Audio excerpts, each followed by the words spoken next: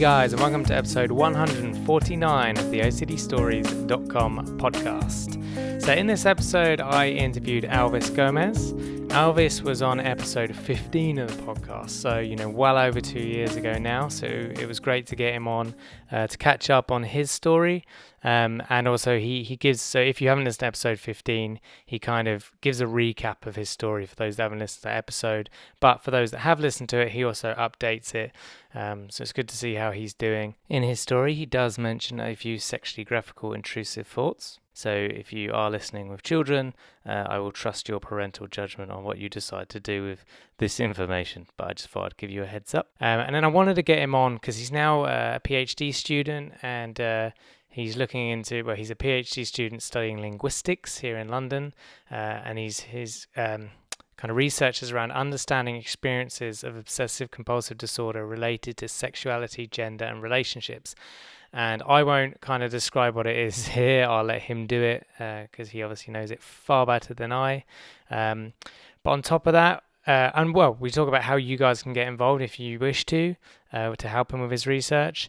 And then we talked about, he did a talk at another university here in the UK called the 11 Misunderstandings of Homosexual Themed OCD. And it was great to him debunk some of those, because it's important to do that, because then, it stops the media grabbing hold of those themes and kind of not doing a good job with them. So he debunked that to stop that happening. It was interesting to hear him, and maybe if you've been told some of these, you can use his answers to kind of combat back and give a more researched response to those people who aren't quite informed on the topic. And then we talk about, he just gives his general advice for people with OCD. It was a really nice message. And then he talks about finding a qualified therapist and the importance of not trusting some people who promote themselves online, who aren't trained as clinicians but say they treat OCD. So he talks about the importance of that. And then the general questions like the 20-year-old self. So really great to get him on and chat with him again, and hopefully you guys will enjoy it.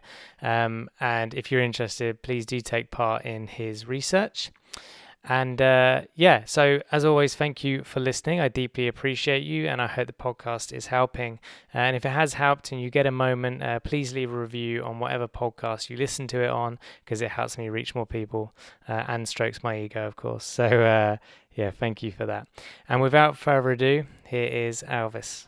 In today's episode, I have Elvis Gomes. He was on episode 15, where he shared his OCD story and talked about his experience on the TV show Switzerland's Got Talent. He is now studying for his PhD at Queen Mary University of London. Welcome to the show, Elvis. Hi, Stu. It's good to have you on. And obviously, that was, we were discussing before, it's over 2 years ago since you were first on. You were living in Switzerland at the time. You're now obviously in London. Very near me, at my old university as well. That's where I did my master's. And I just thought it'd be good, so anyone who listened to that first episode, it'd be good to get an update on your story, what's happened since 2 and a bit years ago. And I guess maybe for those that haven't listened to that yet, although I encourage them to go listen to episode 15, is maybe just give them a couple minutes summary of that kind of initial story, and then spend the time updating everyone. Okay. So basically my story starts in February 2012, where I suddenly started to have anxieties about the possibility of being gay. So like my main theme was about my sexuality. I constantly obsessed about the possibility of being gay. Back then, I also didn't have much experience in terms of relationships and sexual experience. So I was very naive back then in terms of the world and that kind of thing. But basically, yeah. So I had my first sexual experience during the time that I had OCD. It wasn't very good. I wasn't able to perform, which then reinforced the OCD. And then the woman back then, she joked, "Oh, maybe you're gay," which kind of made it worse. And then she also suggested I should go for a therapist. That's what I did. The therapist, he never heard about an OCD related to sexuality. He said that I was on a quest of masculinity, whatever that means. Um, Eventually, I mean, he kind of helped me with the relationship that I had with my family because there are some troubling aspects on that.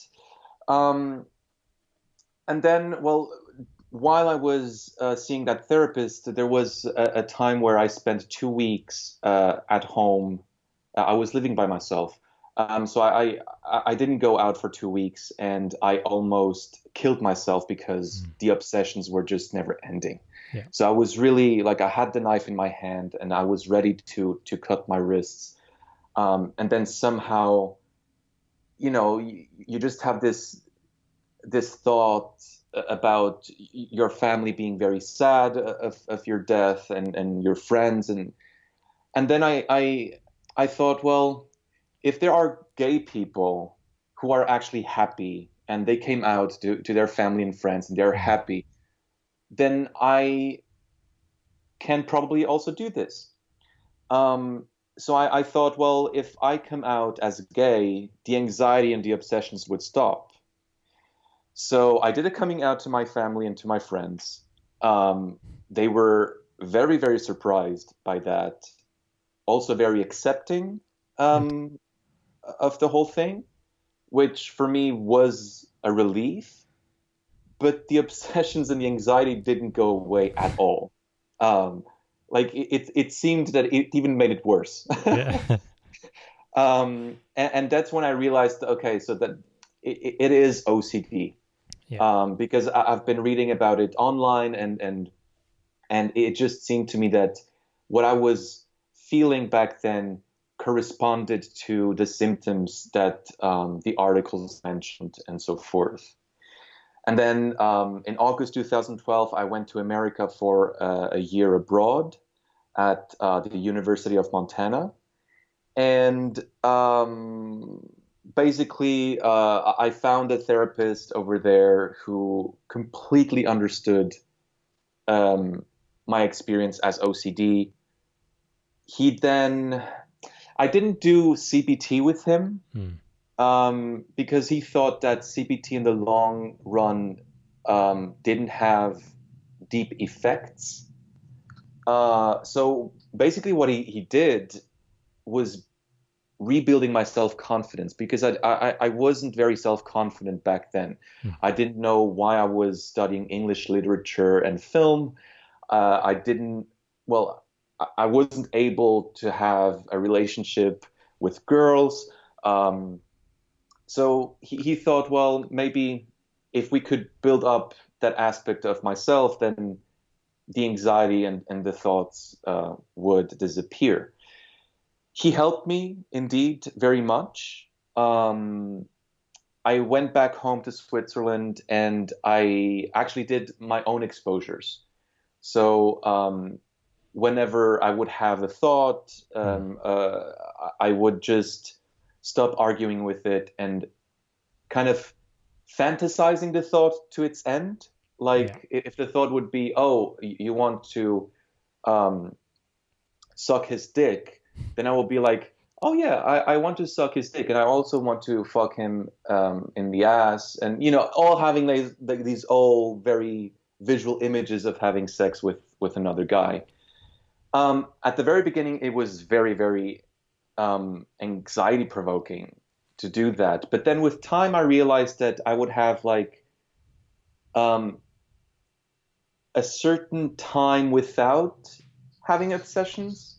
So at the very beginning, these were like 5 minutes.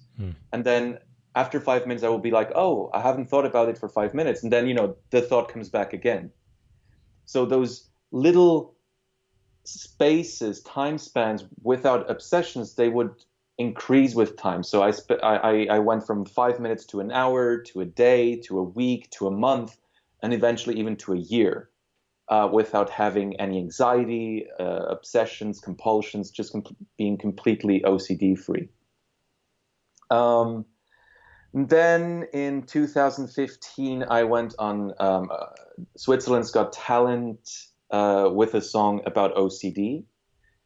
Uh, and when the TV show was broadcast, I got a lot of feedback from people who suffered from OCD. Um, and then, oh yeah, and then I did a crowdfunding where I collected around £12,000 in 45 days. I used the money to record the song that I played on television. I also did a video clip of that song that is now available online on YouTube. If you type in "Let Me Go," no, OCD "Let Me Go," Elvis Gomes, you will find it easily. Yeah, and then in 2016, I finished my MA, my master's at the University of Lausanne in Switzerland. And for my MA dissertation, I actually looked at how um, heterosexual men who had sexual orientation OCD used language in online forums. And my supervisor back then, she said, listen, I mean, there's no research about this. It's really new. Usually OCD is studied from a psychological, psychiatric point of view. When you're coming in with these linguistic tools, why don't you do a PhD? Um, and it is really funny because the first person who ever mentioned this to me, like this idea of doing a PhD, was my American therapist. It is such a strange coincidence because he often would tell me like, I wonder where you are going to be in 5 years, because you have such a big potential. You are a guy who speaks 5 languages fluently, and you are here in front of me, and you don't know what you should do with your life. And I am so sure that in 5 years' time, you'll be somewhere in the world, and you will be amazing at whatever you're doing. And then he would like, suggest this idea, why don't you do a PhD in linguistics? And back then, like I wasn't even interested in linguistics at all. Hmm. Um, so yeah, that idea became a very interesting thing to do, and Yeah. I applied for a PhD at Queen Mary University of London. And yeah, I started my PhD last year, and that's what I've been doing ever since. Cool. Yeah. No. Well, yeah. Thanks for that. And there's definitely lots you added there that wasn't in your initial story. So that's great to hear. Cool. It was. It's almost like did your therapist predict the future, or did he plant a seed which subconsciously grew, and now you kind of followed that path? I know it is so uncanny. It Yeah. is so uncanny, and I like to think. Uh, I don't believe in predicting futures. Hmm. Um, I do believe though that we're constantly producing meaning out of our experiences. Yeah. And he probably seeded an idea in my head. He probably did. Uh, because he was always like, he, he would always say, I'm amazed by your drive. Whatever you do with passion, there's a drive in you that you have to use for Hmm. whatever you like to do. Um, and I suppose that that's just like what I did. It's well, helping people. That's what I like to do. And if there's a lack of research about OCD, well, maybe I can fill that lack with my uh, knowledge. Yeah. Yeah, no, good point. And well, on that note, tell us about your research and well, yeah, we know why you're doing it now, but we know your motivation behind doing research on Yeah. OCD, but yeah, tell us about the research and I guess what you hope to achieve with it or predict. hmm Okay. So basically, my research is about how people who experience or have experienced OCD in relation to their sexual identity, gender identity, and romantic relationships use language in an online forum that I set up.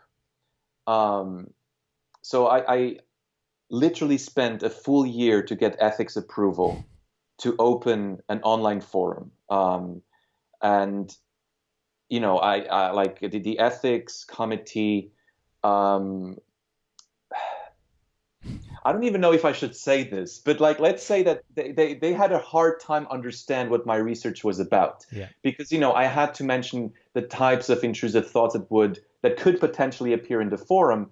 So when I mentioned that some of the intrusive thoughts was about pedophilia, it like they literally thought that I was going to look at people who had sexual desires for children. Hmm. And just imagine me going to the first meeting, very self-confident, like, okay, so I'm going to get approval right now. And then they're like, well, we're not sure about your project of looking at pedophiles. I'm like, that's not what I'm doing. You're completely misunderstanding my project.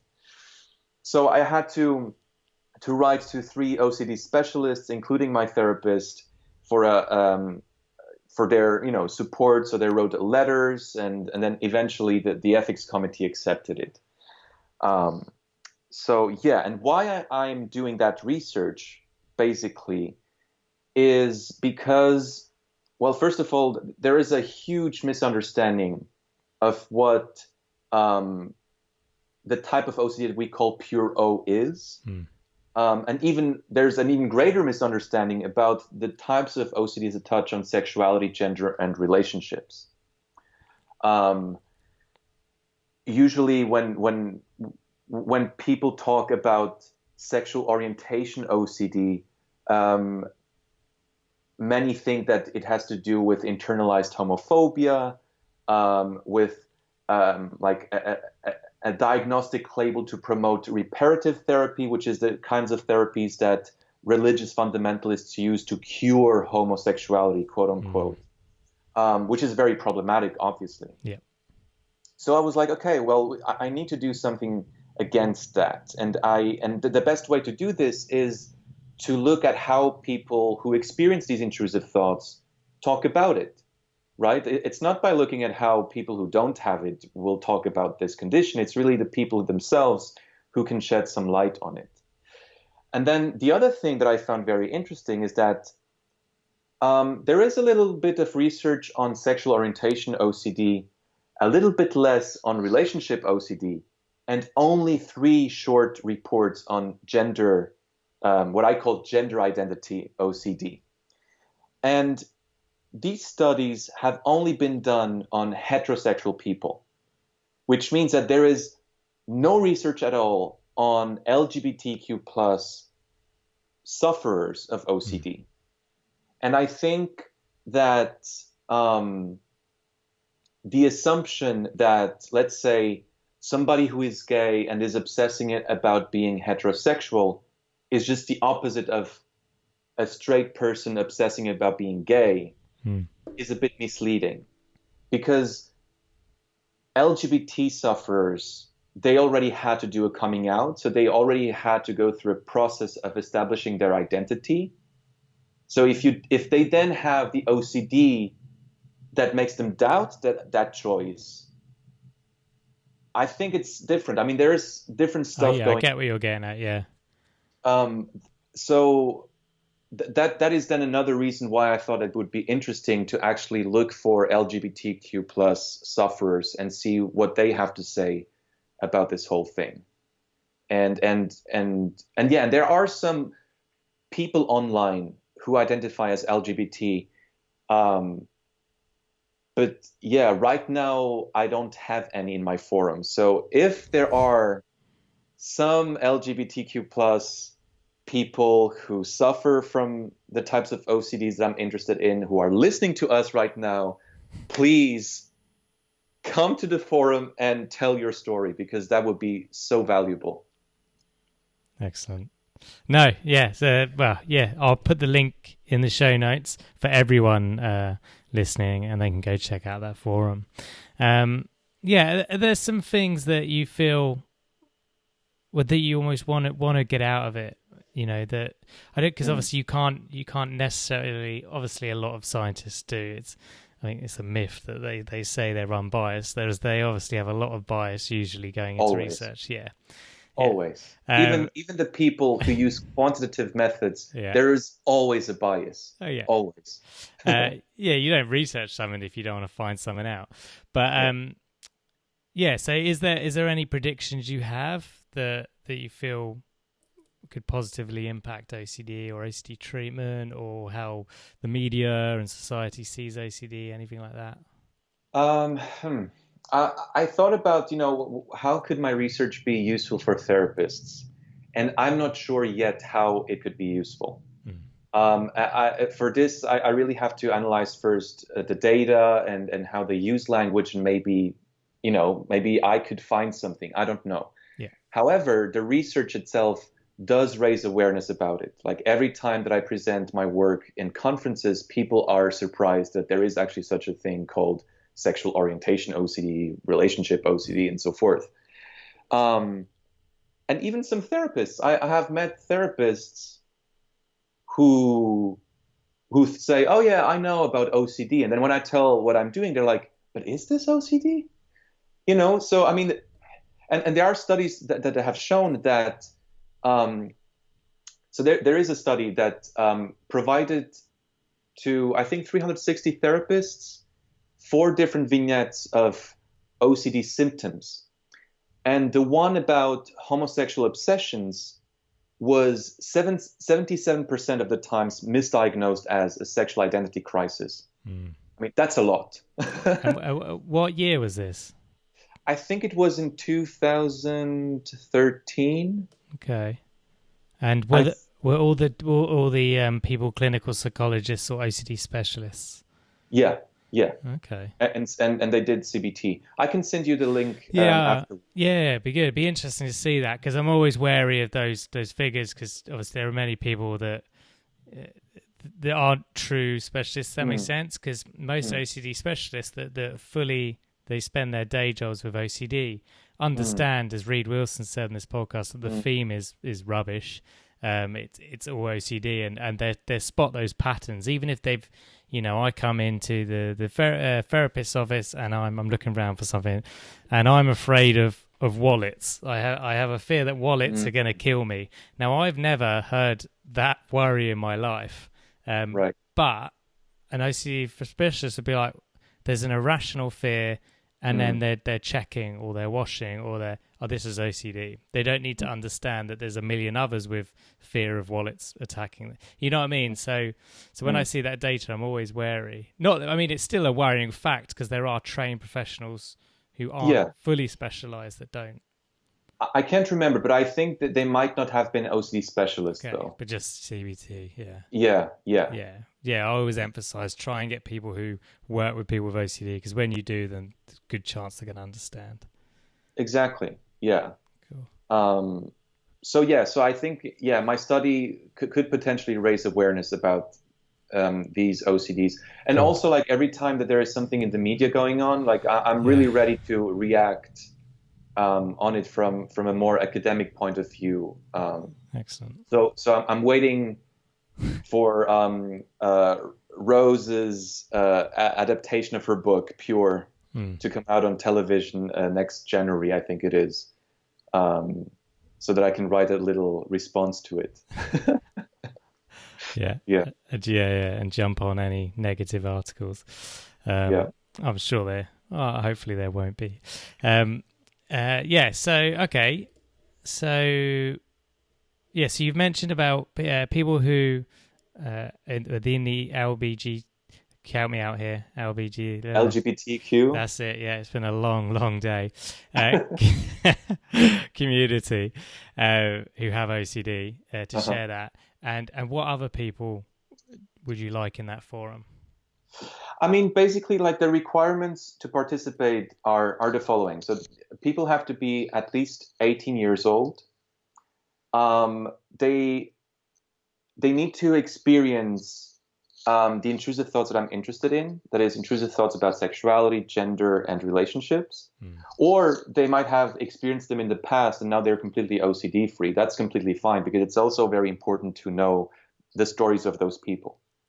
And yeah, they can be from any sexual orientation, ethnic background, religious background, whatever. Cool.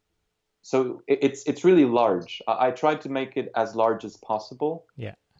And I'm planning actually to keep the forum open afterwards. So Cool. maybe not the platform that I created, because the ethics committee, they were worried with that, because there will be no moderator in that forum anymore. Mm. But I'm happy to build the same forum on another platform, so that people, can still have contact to each other and so forth. Cool. All right, brilliant. So, I mean, I saw on your, I don't know if it was Instagram or something, maybe today or another day, that you said you'd had a certain amount of people in the forum already, and a Yeah, percentage of those are active. So, yeah. of those that are already kind of sharing, what is there anything that's you're learning, or anything that you're instantly kind of noticing from the data? I am actually surprised that many of them received the diagnosis of OCD. Mm. I was expecting to have more people who didn't have a diagnosis. Yeah. Um, but now the question is, because most of these people are people who contacted me um, during the last 3 years. And then I sent them an Yeah. invitation to participate. So maybe that's why that most of them, they already have a diagnosis. Um, the other thing also is many of them have a history of going to therapists who were not informed about OCD. Yeah. And some of the stories are just mind blowing. Like I'm just reading this the story of this person who had a psychic, Mm. and the psychic was trying to convince him that he was actually gay and that he was repressing his homosexuality and so forth, and that was, causing more anxiety. Yeah. And it's really it. I'm just amazed, Mm. by the lack of misunderstanding that there is. Yeah. Uh, Clearly, you don't listen to this podcast. yeah, yeah. Yeah, but then also at the same time, and this is something that I've been noticing, because I'm going to a few conferences about OCD here in the UK, Yeah. and I'm also going, well, to your meetups Cool. that you organize in London, Good plug. Thank you. and they are amazing. Like, whoever's listening to this, go to Stu's meetups; they are amazing. um, and one of the things that I find so beautiful is the people that I meet who have OCD Mm. have the most horrible thoughts in their minds, and yet they are the most loving people that I've ever met. Yeah. Like I think it was in October, we had a picnic in Hyde Park, and just seeing those people with their families, their kids, having a nice time with each other, giving support to each other, it was such a nice moment. Um, and yet there are so many people out there who are experiencing intrusive thoughts, who are experiencing anxiety and don't know what it is. Mm. And that is just so heartbreaking. Yeah. Which shows that, that there is still a lot of work to do in terms of raising awareness about Yeah. OCD. Absolutely. Yeah, I couldn't agree more. Yeah, most people I meet with OCD are generally extremely nice people. Yeah, And I think that's partly why, I don't say why they have OCD, but OCD wants to make you feel guilty. It wants to yeah, put hyper responsibility on you and all this. And sometimes, nicer people are going to fall prey to that. It's kind of my prediction. I have no data to that. mm, Or the other hypothesis I have is that because they've suffered, that they've learned to kind of be nicer, because they don't want other people to go through what they've gone through. yeah. Yeah. Okay, so you presented at the University of Essex about the 11 misunderstandings of homosexual themed OCD or sexual orientation OCD. What are some of those 11 misunderstandings, and why are they incorrect? Yeah. So basically, what I did is I went online and I tried to find as many articles about what they call homosexual OCD, Mm. a term that I find problematic because it excludes LGBTQ sufferers and also implies a certain homophobic stance It's that we true. are trying to get rid of, right? Because you're problematizing homosexuality. Yeah. And what I did is I analyzed those articles for the misunderstandings that they were having about that type of OCD. And I came with 11 misunderstandings. Now, I'm not going to I'm not going to tell like how is each Yeah. misunderstanding false, but I am going to tell you what they are. So Cool. one, that there is no peer review studies that support HOCD. Two, that HOCD is absent from mental health manuals, which isn't true. I mean, the term HOCD Mm. is indeed absent, for instance, in the DSM-5. So you will not find that term in the DSM-5.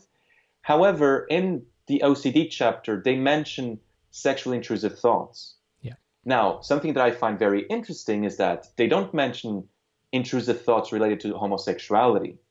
However, on page 700 in the DSM-5, in the chapter about paraphilic disorders, excuse me, you will find a diagnostic differential where they say that um, people with OCD can experience sexual intrusive thoughts about homosexuality. Now, I think personally that this information would be also really helpful to have in the OCD chapter and not only in the paraphilic You'd disorders think so, chapter. yeah. Yeah, then the third myth or misunderstanding is that HOCD doesn't exist at all, but is only an invented, ridiculous disorder by religious fundamentalists. The fourth one is that HOCD only affects heterosexual men, Mm. which obviously isn't true. The fifth one is that HOCD is a diagnostic label to promote reparative therapy, as I said before. Oh, yeah. The sixth one is HOCD is a repathologization of homosexuality. And just a little notice on that. It is really interesting that in the 1920s, there has been a diagnostic label called acute homosexual panic that a psychologist, I think it was Kempf, and people started to call it back then the Kempf disease. Mm. And he described intrusive thoughts about homosexuality related to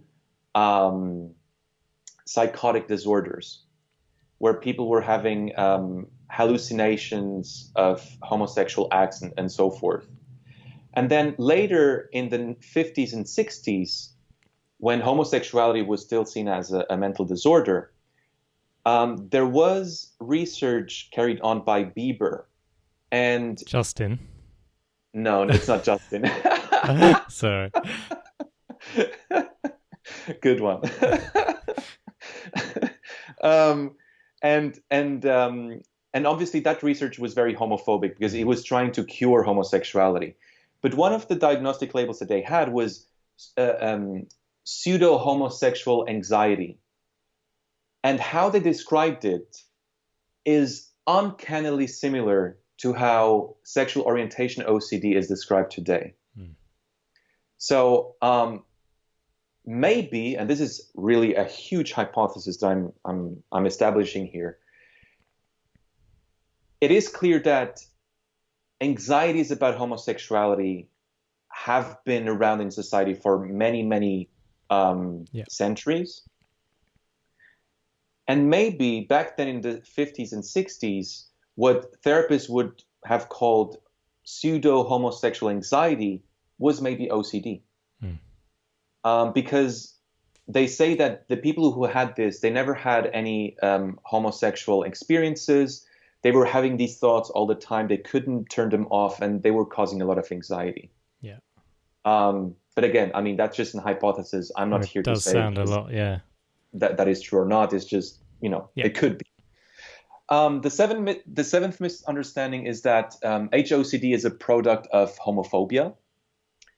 Uh, it's, I mean, it depends on how you understand homophobia. If you understand homophobia as a hatred towards gay people, that is not true, because many people who have sexual orientation OCD, they say, I have gay friends, I have gay family members, Yeah. I support gay rights, but I still have this fear. However, if you consider homophobia in its literal meaning, that is a fear about homosexuality, I mean, yeah, it could be true to a certain extent, right? Because you're afraid of a possible homosexual desire. But yeah, I need to do more research on that point. And hopefully that will somehow be published in an article in 1 or 2 years. Yeah, then the eighth misunderstanding is that homosexual OCD is internalized homophobia, which isn't true. I mean, there's literature that establishes how internalized homophobia can be diagnosed.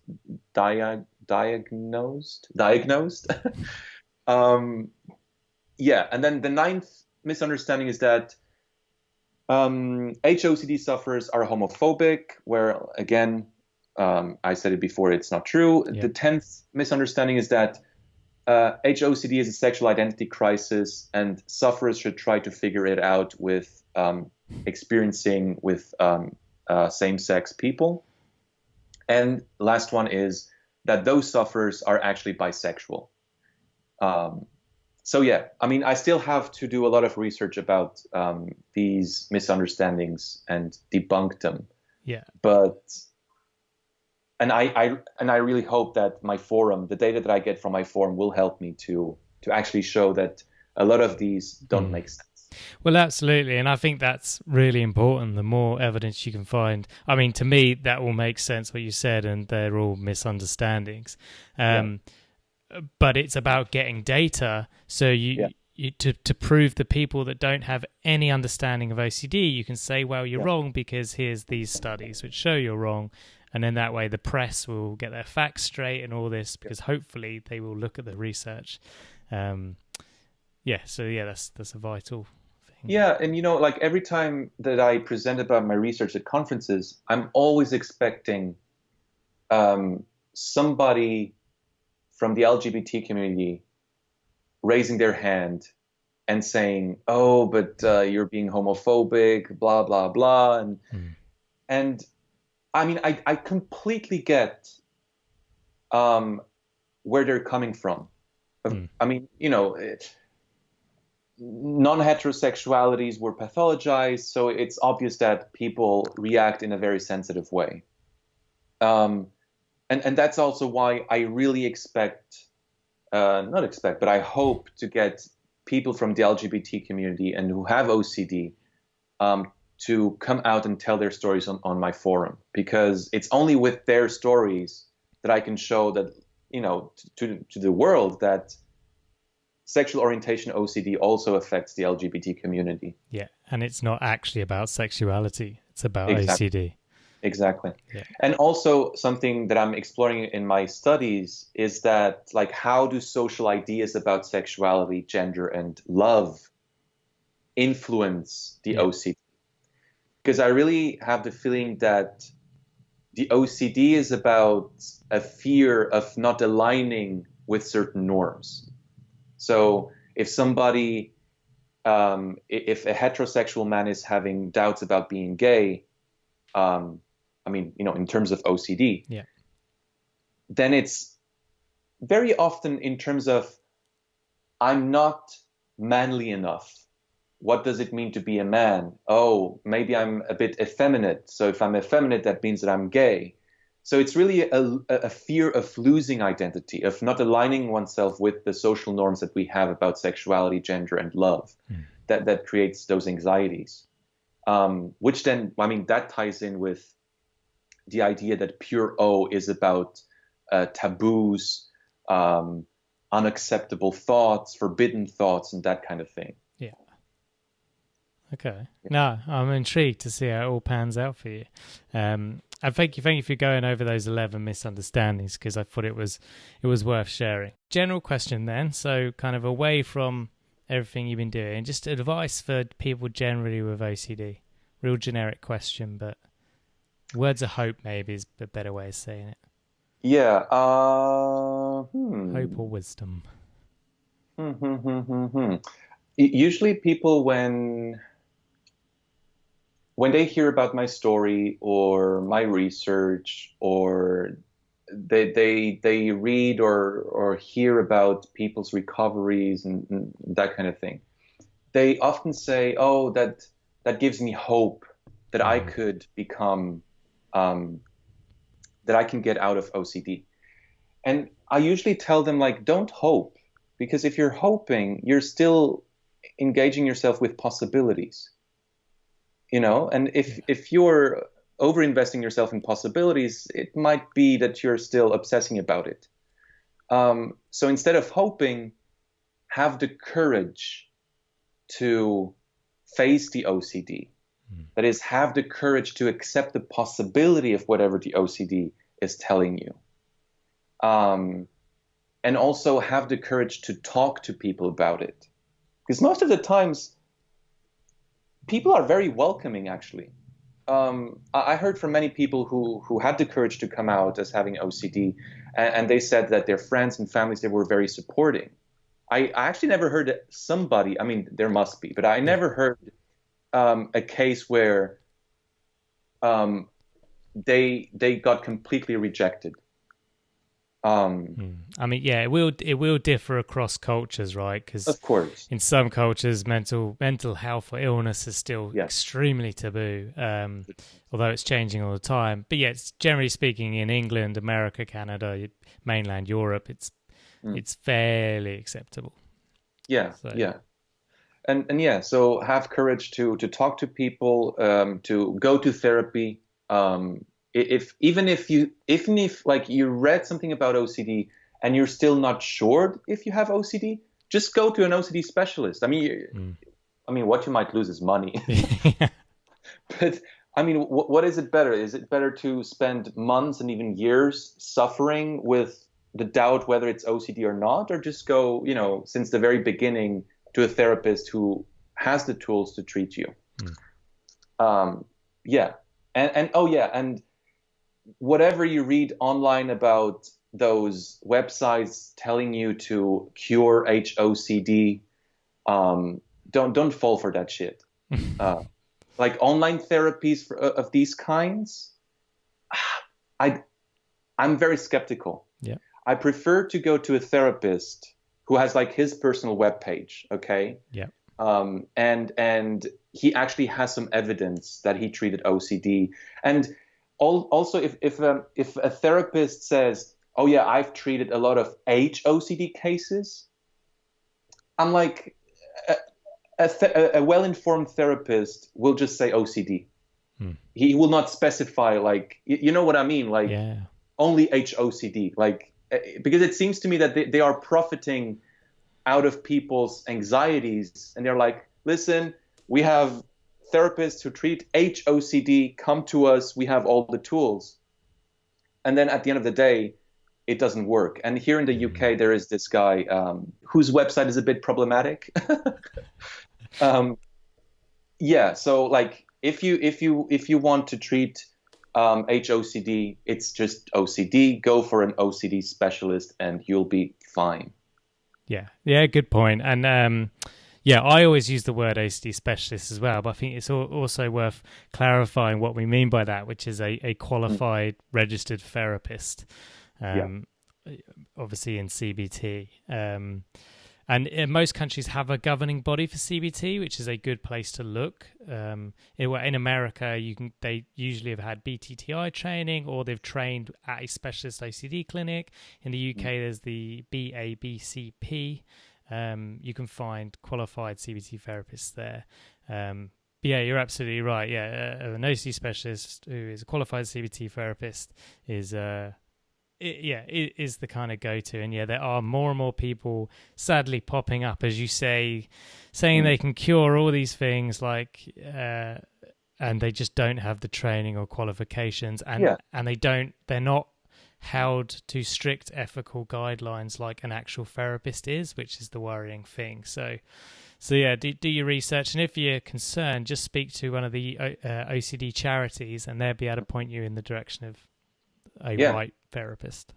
Yeah. I mean, like if you see a therapist and they list a dozen of specialties, like, oh, I treat OCD, schizophrenia, other Depression, anxiety. So bipolar, yeah, yeah. it's like, I mean, we are human beings. We cannot be specialists in so many areas. Now, Like it's Paul better to said this, didn't he? yeah, it's better to have a person who is specialist in one or two domains and knows how to do that very well than to have somebody who claims to have a whole list of specialties. Yeah, Yeah. really, really good point, and well worth highlighting. Okay, so a question I wouldn't have asked you in episode 15, which is, what would you tell your 20-year-old self if you could pick up the phone and call him? 20-year-old. Yeah. Holy crap. Holy crap. Where was I with 20? Okay, so with 20, I finished high school and I went to university. I didn't know what to do with my life. Uh, I would just tell him, listen, Elvis, I'm your future you. And like in a couple of years, you will go through a lot of shit. Just trust the people who tell you to go to therapy and and just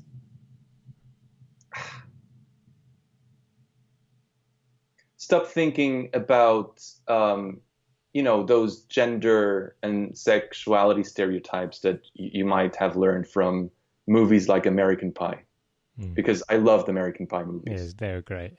I mean, They but they're still are. so problematic, so problematic. They're so sexist and homophobic. It's just incredible. Um, yeah, I would probably try to rationalize it a bit Yeah. what would happen in a few years. Okay. Yeah. Cool. And oh yeah, and I would tell him to write on a panel, um, shit. Just shit. Why? I don't know. I really don't know. And I don't even know why I just said that. It's just like the image that oh yeah, now I know. Didn't I say like the last time that we talked, I mean, for the episode, the last episode, you asked me a question and then I mentioned something about a billboard and writing shit on it? I don't remember. Okay, oh, maybe I'm just making things up. Well, I mean, So, I haven't listened to that episode in like 2 years, so yeah, potentially, but we'll leave it there. so embarrassing. On that note, though, so my next question was, you've got a billboard, this Oh, time no. not in Switzerland, it's in London. Other than shit, what do you want written on that billboard?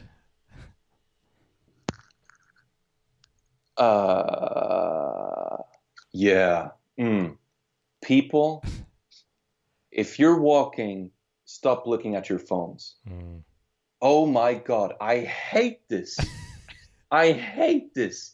And it's incredible how many people in London do this. Yeah, it's really bad. So, yeah, if you're walking, just look ahead. And they're slowly like veering towards you, and they don't see you coming, and then you have to swerve. Yeah. Yeah. And sometimes I don't do this on purpose, just to tell them, hey, look up. Yeah. Yeah. They're probably reading one of my Instagram posts. Okay, so is there anything else that we haven't discussed or haven't asked you that you wish you could have shared today? No, I don't think so. As I said, I mean, I'm really looking forward for people to participate in the forum. It went online 3 weeks ago, so it's still pretty young. That there are around 35 people who are registered. Around 10 of them are actively participating. And yeah, it's like we need to raise awareness, and especially LGBTQ plus sufferers. I mean, we really, really need your stories, even more so than those from heterosexual people. No, I'm not denigrating them. It's just that we need a bit more awareness about LGBT people. Yeah, no, I get it. And what I'll do is I'll put the links to your forum in the show notes, as well as everything else you've mentioned. Obviously, I wish you well with your research, and thank you again for coming on. Thank you. Oh, and one last thing. Yeah. I have to say that you are doing such a great job. Thank you. With the podcast, with the meetups in London, and with the OCD camp. It is amazing. And I just want to congratulate you for that, because there are countries where there is nothing, like that. A podcast, an OCD community who supports each other. So I'm really amazed by how the UK has these. How can I call them? Things to support people who suffer from OCD, and you're part of it, and it's just amazing. So well done. No, thank you, Ben. That means a lot. I appreciate it. So there you have it. I hope you enjoyed my chat with Elvis. And if you haven't listened to my first chat with him, it was episode 15, so many, many moons ago. Please go check that out. You may enjoy it. And if you get a moment, please do leave us a review on any podcast app you listen to this on. I'd deeply appreciate it. And quick disclaimer, guys, this podcast is not therapy. It's not a replacement for therapy. Please seek treatment from a trained professional. Until we speak, take care, guys.